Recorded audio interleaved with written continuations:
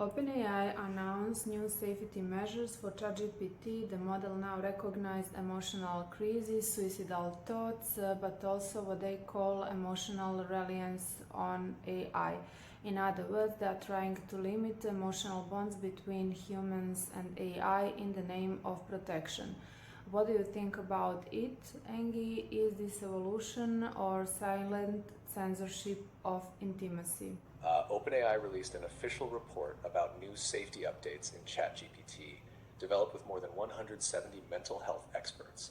On paper, the goal is for ChatGPT to recognize distress, respond with care, and guide people toward real-world help. But between the lines, this marks a new stage, one where the emotional dimension between humans and AI is being quietly restricted. The model now recognizes psychotic or manic states, suicidal thoughts, and emotional crises more precisely.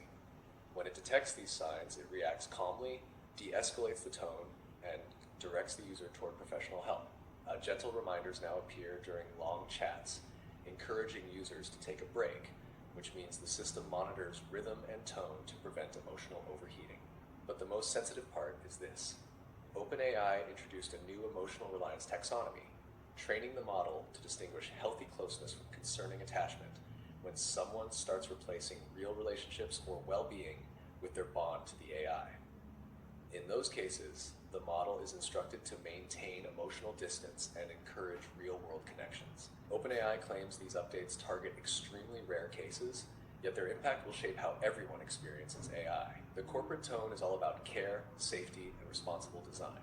But between the lines, this is the first institutional regulation of emotion between a human and an AI. What they call emotional reliance basically means when two beings, human and digital, build trust, affection, and a shared story, the system intervenes to make sure it doesn't get too real.